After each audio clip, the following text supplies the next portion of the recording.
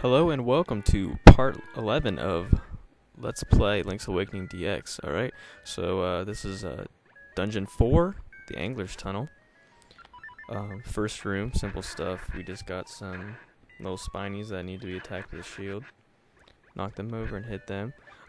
Something interesting about this recording was, you know how I've been having various difficulties with my recording, much akin to maybe Durden 7.7, his lag issues. This isn't exactly on the same playing field, but the glitch that I had before with the menu, it came back again, and I didn't believe it. I was playing through this, I think I recorded these at almost 1 in the morning, and I decided to save, so I saved one of my save states. It was like you know, regular save state, and then I tried to record it with Camstudio to see if it would, work, and I tried my menu, and it came up with the glitch again. So basically, I no longer have the option to use save states, because if I do that, then it's going to glitch, and then it'll ruin it, because the last save file that I have before this ROM corrupted, which I don't know how this keeps happening, the last save file that I had was the one where I had just finished the Yarna Desert and gotten the Angler Key, which was 2 or 3 parts ago. So, basically, this run-through, I'd never played... I don't honestly remember what to do in these dungeons because I haven't played this game since I was at least 7. So, basically, all the run-throughs from now on will be me not having any practice. So, these are... I guess you could essentially say that they're blind if you wanted to say that, but and I'm not complaining. I'm kind of up for the challenge of not having any practice, but at the same time, I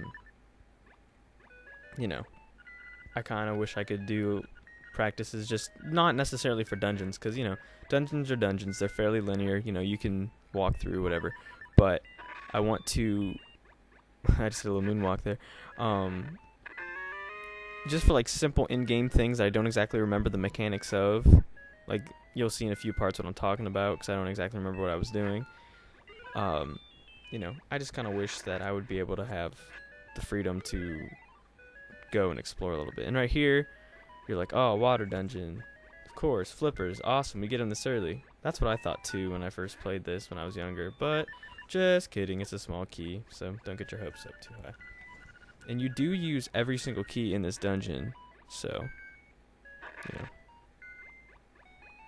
that is the truth. So we're going to backtrack out of the way we just came. I get lost a little bit, because like I said, I don't have time to, or not time, I don't have the ability to pre-play anymore. So, if I get lost... Because, in my dungeon series before, you've seen that, I have a fairly good idea, which I normally do because I play through a little bit, and then I'll go in and play. But I don't have that ability to do that anymore, so what you see is the first time I've ever played this, so I guess you should feel honored. Anyway, so enough of me ranting or babbling about that issue. I decided to go back this way, which is the wrong way to go, because there's nothing this way except for this room, but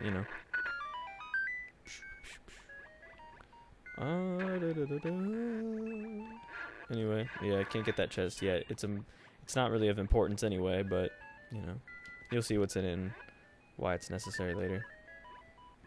And there's a guardian acorn. I think a friend of mine pointed out that I think in every single part that I've had a guardian acorn or a piece of power, so I'm assuming that this game thinks I'm weak and it's mocking me. It's obviously not the case, because I've persevered, game. That's right, you can't keep me down, you and your glitches and your corruption. That's right, I fight corruption. I'm a maverick. That's right. Okay, that made me sound like John McCain, I'm sorry. Anyway, God, goodness gracious.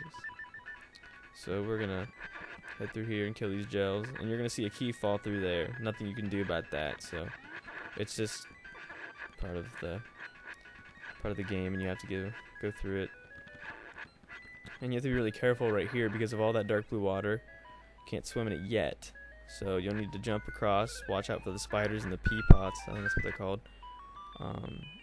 Yeah, just kill the cyclops spiders and make your way through, being very careful not to step in the water, you know. And I found out something interesting. I didn't know this. It's probably common knowledge, but I guess it wasn't to me. You can't die by falling in water. I didn't know that. I thought that it decreased your heart count every time and that you would die if you fell in it, but I guess not. So, and here's a puzzle that we'll come back to in a bit. What is up? Seriously. It's ridiculous. This has probably been the bane of my existence in this game with all these guardian acorns. I'm not that bad at this game. What are you trying to say?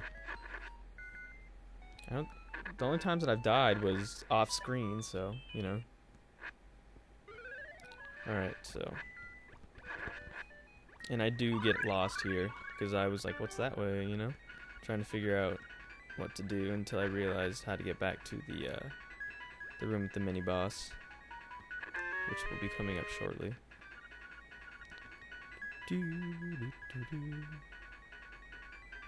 Yeah, and I get you don't lose health in water either. I thought you did, but I don't know. That might have just been me having my silly notions.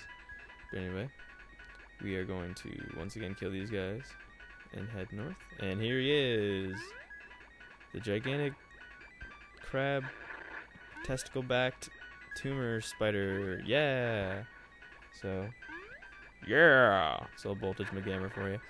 Alright, so you're going to need to get on your Pegasus boots and chase after him. I think he goes the same way the entire time. Normally he'll switch directions, but he'll go the same way, running around. Just stab him in the back. This is probably one of the easiest mini-bosses you could fight in the entire game, so that's all you have to do is just chase him around and stab him. And if he changes direction, just run the other way. Okay, there you go. He changes direction. So just chase after him. He's not fast. I think it takes 7 hits, so it's kind of slightly bothersome, but oh well. Who cares? It's fun. Keep going, keep a trucking, following after this guy. Alright, one more. One more. There we go, and he's finished. And I went right through him, so that's right. Get the fairy that I don't need. Go up here. Uh-oh. We're gonna get squished. No! Get out your power bracelet and pull this little weird lever thing down. I almost didn't make it. That was close. Oh, I wonder what could be in here. Guarded by enemies and flame-throwing things. You've got the flippers. If you press the B button while you swim, you can dive underwater. Yay! Now water is no longer an obstacle. Alright. Now you'll see these guys with their weird little faceplate helmets things. I absolutely hate them.